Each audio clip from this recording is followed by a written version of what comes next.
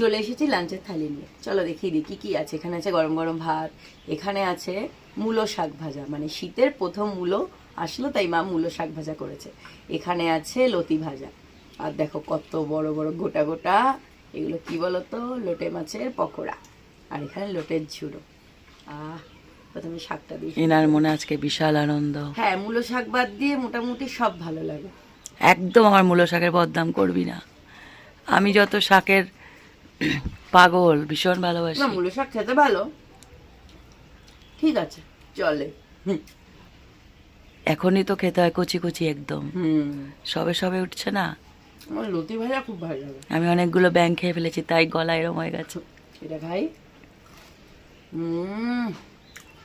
লোটে মাছের বড়া দারুণ লাগে, একদম পুরো নরম। লোটে যেমনই রান্না হোক ভালো লাগে, সেটা পকোড়া হোক, হ্যাঁ। বড়া হোক, ভর্তা হোক। টেস্টি মাছ। তারপর একটা আছে না গুড়ি কচু দিয়ে, ওটাও তো ভালো লাগে খুব। দারুণ হয়েছে ঝিরোটা খেতে। হুম, পকোড়াটা খুব ভালো হয়েছে, সব কটা খুব ভালো হয়েছে। থ্যাংক দারুণ ইউ। খাচ্ছি।